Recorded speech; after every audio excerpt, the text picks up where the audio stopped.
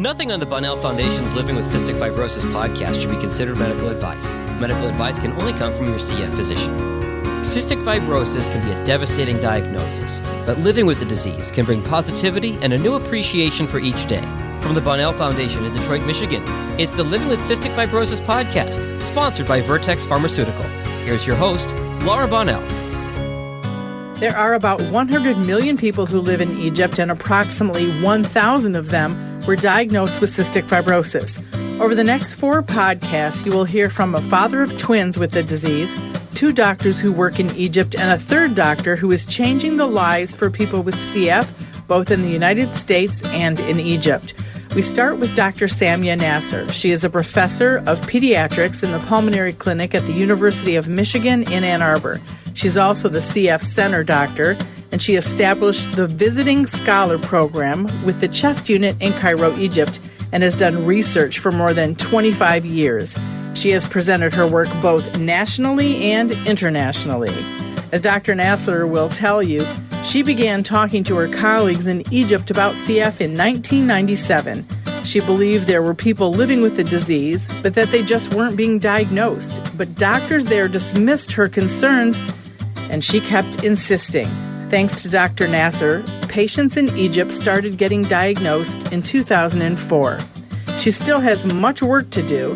The Ministry of Health in Egypt doesn't recognize CF as a disease, and that means medications for CF patients aren't covered by insurance. But because she and her colleagues started diagnosing CF patients in 2004, that will hopefully change. I have a long connection to Dr. Nasr. My girls are now 26 and 23 years old and in adult CF clinics. But when they were in the pediatric clinic at the University of Michigan, they were in the care of Dr. Nasr. That's our connection, and we have so much respect for all you do, Dr. Nasr. And I don't even know how you had time for your own family because you spent so much time in the CF community and still do. So before we get to all you're doing in Egypt, please tell us about your life there and then why you decided to come to the United States. Thank you very much, Laura. It's a pleasure to be connected with you. And I love the girls. They are wonderful young ladies, and they're always very close to my heart. I am from Egypt originally, and I came in after medical school. And as I was taught in Egypt, we were taught that cystic fibrosis does not exist in Egypt. So we don't have it in Egypt, don't talk about it. So I came into the US, I started working in CF and started doing research in CF. And as you mentioned, I established a visiting scholar program with Cairo University, have some colleagues coming in, spend some time with me in the US in addition to me going to visit. And I was talking with one of my colleagues and we were kind of like reviewing the patients, and a lot of the symptoms are very similar to CF. In the GI clinic, that person that was from Egypt came with me to the NACFC, and we wanted to test some of these patients because, having no CF in Egypt doesn't make sense since you're not testing for it. So as we were walking in the hallways in the North American CF meeting, we ran into somebody that had equipment to do sweat testing. And it was, at the time, qualitative, which is not very, we usually wanted something more than that for CF, but it's a good to start with. How long had you been working in the cystic fibrosis community here in the United States at that time? At that time, I was working for, 10 years. And we started working in Egypt in doing lectures and talking about cystic fibrosis in 1997. That was just shortly after I became a center director. And it was mainly going in every year talking about cystic fibrosis. And they're like, but we don't have it. Then in 2001, we were in the NACFC and I was talking with some people in the meeting. And in that company was, somebody that I knew from before. And she talked to me about, do you have any projects going on? Do you need any help? And I said, yes. We actually would want to screen some of the CF patients in Egypt. And all of a sudden, she became very excited and she donated equipment for us to use in Egypt to start testing. To correct, it was 2002 when we did that. My colleague came in 2001. How did that go over with the Egyptian doctors who didn't believe it existed? Well, my colleague believed it, and there was a small study done that they said that it might be in Egypt, but nobody did anything about it after that. It was a geneticist that did that. So my colleague took the equipment with her to Egypt in her luggage, because otherwise, if you mail it, you might never see it in there. So she had it with her, and she started testing. So she's tested about 62 patients from the pulmonary clinic and the GI clinic, the gastrointestinal clinic. And we found 12 CF patients that were confirmed by sweat testing, the machine that she gave us, and also by other testing that we've done. What did the parents and doctors think when their children were sweat tested? Well, it was sold as it's a project that we're doing with me. Being Egyptian makes it easier. So I'm not like, some foreign person coming in. And it was well received, actually. So people were like, oh, you're going to do another test? That's wonderful. Go for it. I'm not paying anything. So it was okay. It was well received. The head of the department at the time was very supportive as well. So that helped.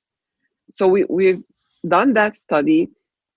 I actually presented it in the North American meeting in a forum that was diversity forum. And there was a geneticist in the audience that was actually presented as well. And I had some pictures of CF patients in Egypt, which look like CF in the 1950s. So she came to me afterward, the geneticist, she's from Stanford, and she said, have you done genetic testing on these patients? And I said, no, we don't have money for that. She's like, I'll do it for free. You've showed me some of those pictures, and we will try and put a link to some of those photos. They kind of look like Auschwitz. I mean, they're very, very thin. Yes, they are. So that was the paper that we published, and that was the first published paper from Egypt in a decent journal, because before they submitted something to the local medical journal, so not really international. So that was the first publication that was submitted and accepted to international journal. Those doctors, were they shocked by the sweat test? Did they welcome it and say, oh my gosh, what were we thinking? How did that conversation go? So because I was going every year since 1997, talking to them about CF, we were gradually getting them to accept the fact that CF is present in Egypt. By that time, when the paper came and we also presented it in Egypt in several different formats, people were like, wow, that makes sense. We never really test for it because we thought it wasn't in Egypt, but I guess we should be testing. So it was actually well-received change for them. Describe the difference that you saw a little in more detail between the kids here in the U.S., how they looked, how their illness was, and in Egypt. I mean, you mentioned they were thin, but describe even more. Life expectancy had to be different, right? Yeah. So actually, with that study that we've done, I was going to Egypt, like I said, every year to talk to them about CF, but I also was seeing patients. Cairo University had their clinic, so people, there was no infection control policy there. I don't think it exists there either now. But parents would come in and line up for me. Even when I give lectures, I see like lines of people at the end of the lecture hall, and they don't look like physicians. They are parents with their kids waiting for me to finish so I can talk to them. So they look very thin. Their life expectancy is very short. There was one specific patient that I loved, Yusuf, and I started seeing him when he was like about 6 months old. And his mom was wonderful. They don't have, at the time, they didn't have enzymes. So they would smuggle enzymes from other countries. Like, they know somebody in Saudi Arabia or somebody in Turkey or somebody in, and then they would ration it. So instead of giving the appropriate dose, they would give maybe 3 a day or something instead of like with every meal. I've kept seeing him every time, and the parents would wait for me. I mean, they would ask and know I'm coming, and they would come to see me. And I think he died around 8 or 9 year old. And I've seen him when he was in the ICU. I've seen him when he was, and the parents again just thank me for helping them, even though he ended up dying young. I think most of them are very poor and they die like before 5 years of age. If Yusuf had lived here, I mean, would he still be alive with all the medications?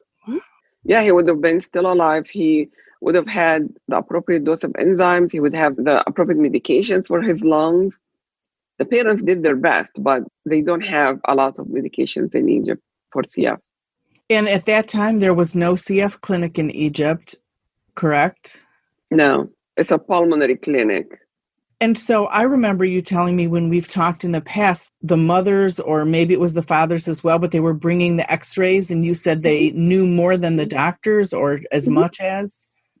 Yeah, so the moms, these are like, people coming in from the villages and, very simple people. I wouldn't think they are educated. And they would come in and the mom would present the case to me and would give me the history. And then she would just bring in a big envelope with her and getting the x-rays out and show me. It's like, oh, and they said this area is abnormal and this area is abnormal. This is when he had his pneumonia. Both mothers and fathers, but I was more impressed with mothers because they look very simple and not really that educated, but they knew everything about the kid. They had all the records with them. So they are the medical records for the kids practically. How did you go every year? You must have been heartbroken.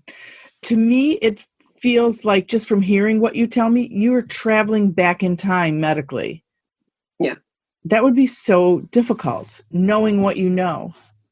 Well, it's difficult, but at the same time, I'm an optimistic person generally, even though I don't know these days, but yeah, generally I'm optimistic. So I was viewing it as I'm providing something that they didn't have before. So we are diagnosing patients, and actually, instead of parents don't know what's going on, they at least know. And then we do what we can with medication there. But yes, it is still heartbroken to see these patients. So that's why I've been working really hard to do something about it. So initially 12 were diagnosed. Now, today, how has the diagnosis changed? I guess since 1997? Well, they started testing in 2007. Cairo University, after the publication came out, through donations, they bought sweat testing machine from the Emirates, from the United Arab Emirates. And again, one of the physicians brought it along with them in their luggage because it's a process going through customs. And they start testing, but they're the only one in Egypt. And Egypt is over 100 million people, and it's a big, big country. But they were able to get this through customs? When I used to take a lot of medications with me, I would just have it in my luggage and nobody tell me anything. Wow. So how much money do you think was in donations and equipment that allowed you to help people with CF in Egypt? So the equipment came in, they've been diagnosing, they have records of close to 200 patients with CF in the pediatric clinic. Other centers around the country are trying, but they don't have the equipment. The equipment donations, the Egyptians figured it out. I offered actually to buy it for them, but they said, no, we're going to collect from our relatives and our friends and we're going to get it done. Since then, and I don't know if that answers your question, since then, we've been working with other organizations to help them out. We'll talk about COVID and CF shortly, but do they get the same treatment as people here in the U.S. now? No, not at all. They don't have pulmozyme. They don't have TOBI. They do have enzymes, kind of. I don't know how widespread it is. But anyway, I think my major problem was to diagnose it. And to diagnose it because Cairo University, yes, the people can travel there from the Upper Egypt and from the Delta to be tested. It's not enough. It's a lot of people. So And a I long was work- drive, I would think. a long drive, and these are poor people. They cannot afford doing that. So very limited the way that we can diagnose it. So through one of my colleagues at Hopkins, we were able to connect with another geneticist. Actually, he's a pulmonologist slash geneticist in Prague, in the Czech Republic. And he was doing mutation analysis for people around the world, especially developing countries. So I was able to connect him with Egypt. And that was about 3 years ago. And since then, he did a lot of their mutation analysis to prove that they have CF. The other thing to diagnose is I've been working with the Middle East CF Association. And it's an organization that's actually funded mostly by the CF Foundation in the US. And through working with them for the last 2 years, finally, as we speak right now, we had sweat testing machines for Egypt, about 4 of them, that will be distributed between the south part of Egypt, 2 of them, and then 1 in Cairo and 1 in the northern part of Egypt. So once we have the equipment, we have to train them how to use it. Then we have to develop an algorithm for them to organize them. So that's really my next 5 years project. Wow. That's a lot of work. That's 23 years of a lot of work. You must be so proud of everybody that you've gotten to help and everything that you've been able to do. I'm very proud. And every year I go, there is a conference. It's called Egyptian Pediatric Pulmonary Congress. That's in Alexandria every year in May. And this year was canceled, of course. Well, it was done virtually. I've been very involved with that conference. And every year I go, I invite people from the US to talk about cystic fibrosis. So last year, we invited Tom Furco, which is a very established pediatric pulmonologist from St. Louis.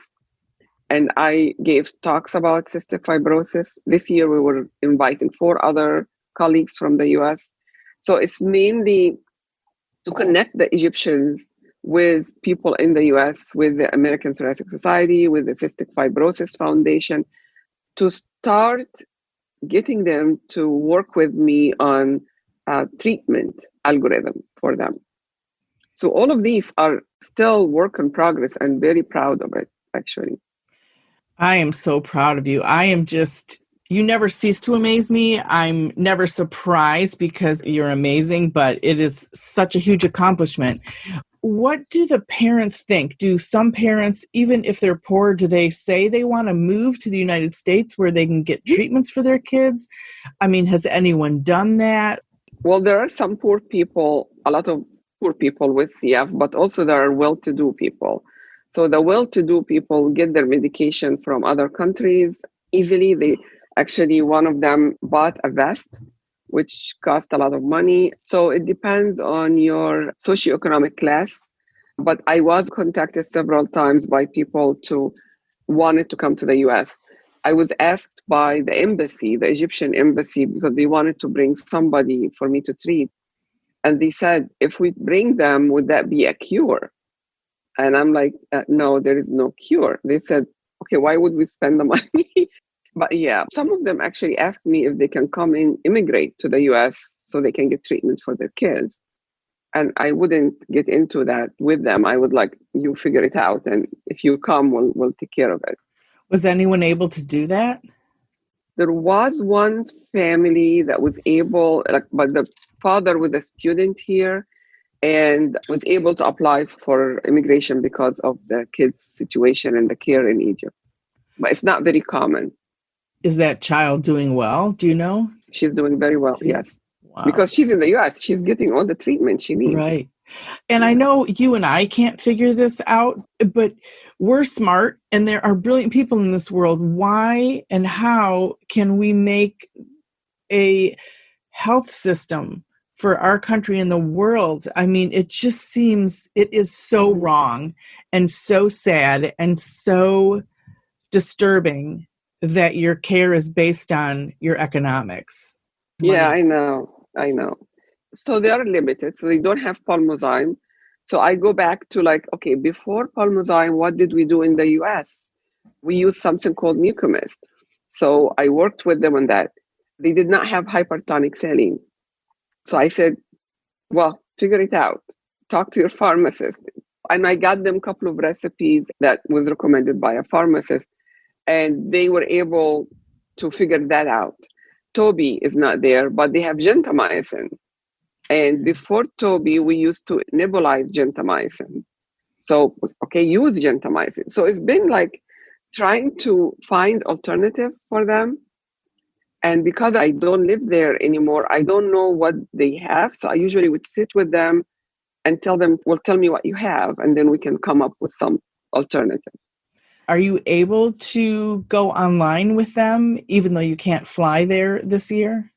We're going to have to start doing that because now they have the equipment, and we're planning to start the training and what to do with CF patients back in March. We were going to be doing that in person. So now I don't think I can fly. The soonest I can go there is probably May, depending on the vaccine, of course. So we should be doing some virtual communication with them. I'm doing that with Turkey right now because I have a program with Turkey that I'm working with. Specialty modulators, they're not getting those, right? I mean, Canada can't even get all of them right now. So I would guess Egypt is not getting them. No, but I got a question from one of my colleagues saying, well, one of my parents asked about this new magic drug. Can we have it? I'm like, no. We actually presented it last year in a symposium in that meeting that I go to, and I'm actually a co-chair for. And then the question came in, how can we get this drug? I'm like, okay, I'm reviewing the what we're doing with you, but no, you cannot have it right now. But yeah, definitely they would like to have it. So I don't know. I just want them to have enzymes consistently, and I want them to have pulmozyme before we go to the modulators. So tell us, I've never been to Egypt. Is it like the United States as far as it's booming in some areas and has the same kind of economic discrepancies in certain places? So Egypt is very unique because it's kind of, passed to the British, to India, they passed by Egypt. I mean, so it's kind of a mix. So when you see Egyptians, you might think, well, they don't look Egyptian, but what is Egyptian look like? We're very much diverse. The country is very open. Lots of people know English. Even when you go to the tourist areas, you would be surprised that little kids coming speaking to you in English that you don't know that they would be knowing. They're very much, westernized kind of thing. The food is amazing, but there is a lot of American food there. And a lot of American influence, I guess, as it would be around the world. And they're very open-minded, so it's a good country to visit, if I can say that. Wonderful. Yeah. And when I go there, we speak in English in the lectures because we learn in English. I mean, that's medical schools are in English in Egypt. So it's easy for my colleagues to come to Egypt because they speak in English. So COVID, obviously, we're all in the midst of it. How has it hit Egypt, and then how has it impacted your CF patients? So it hit them really hard in March, April, but then it's not that bad right now. I don't know what's going on, but it's not that bad. They are, when it hit them in March and April, they started working from home. They started not seeing a lot of people and things like that. But some of the other parts in the country, they were just like as if there is nothing. But right now, they are actually a lot better than us. So the rate of COVID there is a lot less. They continue to see patients. Did you say how many patients there are now in Egypt that have CF? I think if I'm estimating correctly, there is about over 200 in Cairo. In the other university, there is about, I would say probably 1,000 altogether. And there's 30,000 in the United States, 30,000 people with CF, and then 70,000 worldwide. Right? So, and 1,000 of them are in Egypt, correct? Well, the 70,000 is a way underestimation because there are countries that don't test at all. So I don't think that the 1,000 in Egypt are counted towards that because they are not part of reporting yet. And like I said, Egypt is 100,000. So I would guess that we'll be probably having 10, 15,000 people. The incidence is very similar to the US. So I would think we're probably going to have 10, 15,000 people diagnosed once we have the equipment and people know how to use them and things like that. Like what you were talking about in the next 5 years, working with the sweat test and everything? Yeah. Wow. Yeah. If somebody wants to do something or somebody wants to donate to help, what can people do?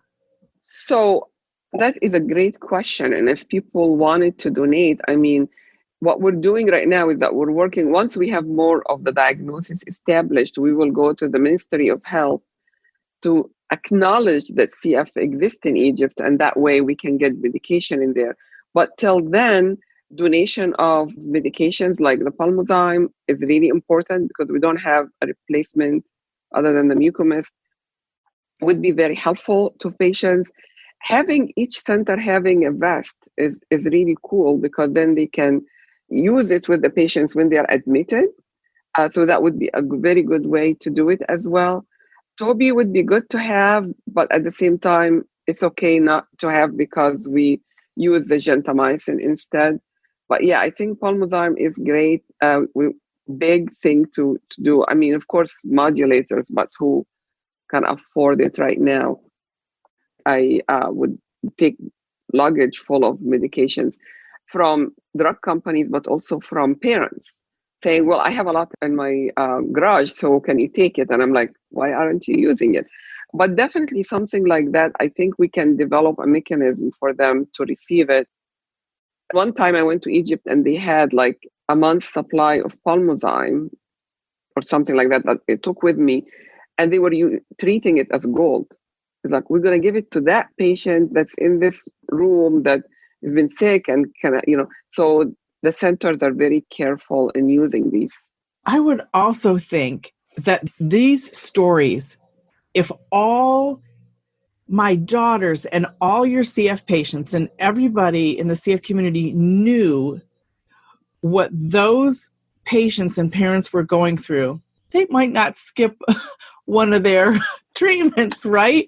I mean, they would love to get their hands on what we can readily get. Yeah, and I really think that's really important. And you're a very influential person, very, very good to have on our side, if you will. And having profiles of some of these patients would be amazing for people to see. And some of my colleagues can give you stories about patients and how parents are struggling with their kids and really prioritizing their medications and suffering because of that, because they don't have the money to do it. Yeah, we're going to do that. We're going to raise the profile on this. Absolutely. Before we wrap up with you, tell me if there's anything else that you wanted to mention about what you're doing, what you have found with the CF patients. Maybe tell me about, when I talk to CF patients here in the United States, it's very inspirational to talk to them. Do you feel the same way about the patients who are getting much less care than our kids are here? Right. So that is really good question. Actually, when I talk to parents there, they are like hungry. They're like, okay, you're giving me something right now that I can help my kid with. And it's amazing feeling. And you can see the look in their eyes is like, okay, you're telling me they have this bad disease, but we can help, right? And they look at you to see if we can help them with the patient's daily life and, in general. Kids and parents, what do they say to you, the patients in Egypt, about their future and, how you and your colleagues have helped them? So Egypt is an interesting culture. So they are very much like, some people would say, okay, you're telling me my kid is going to die and I have 4 other kids to take care of. So can you help me? Or otherwise, I cannot afford to take care of the kid. So we'll do what we can. But it is important. A lot of the parents really work hard to get their patients what they need, to the kids what they need, and it will change the culture once we have the disease as part of the Egyptian list of diseases that they have to take care of.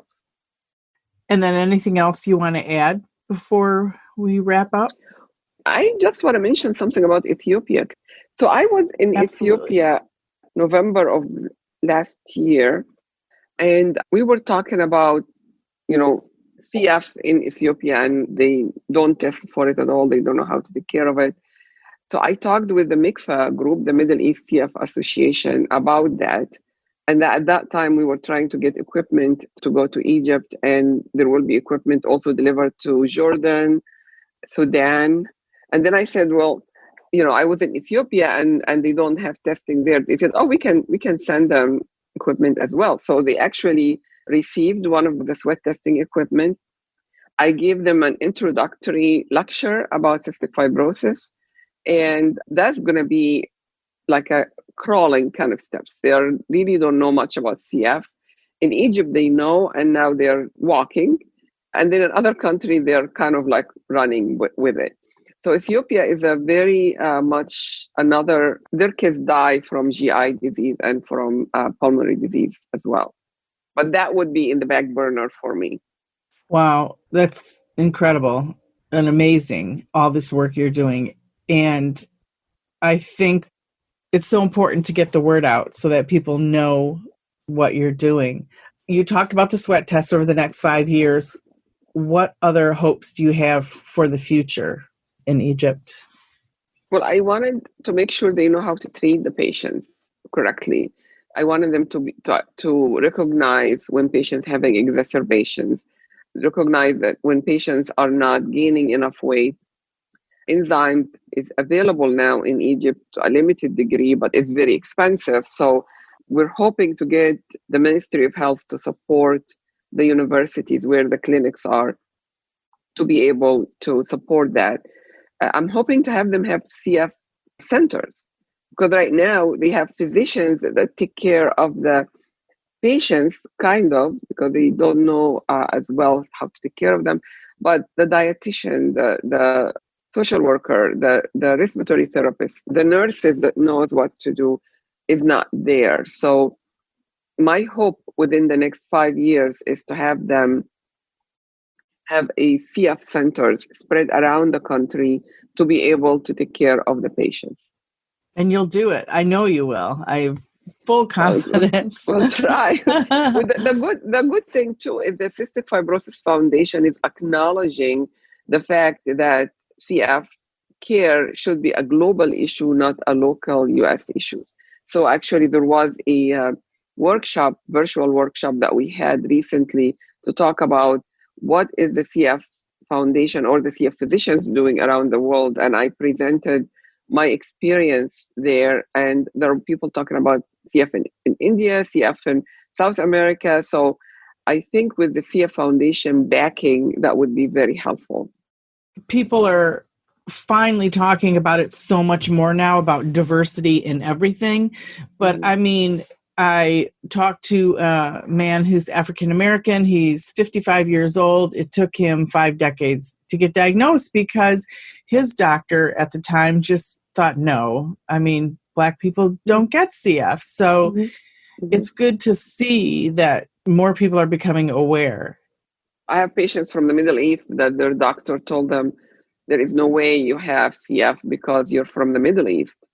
And they do have it. So yes, that misconception we're trying to change in the US, but can you imagine outside of the US?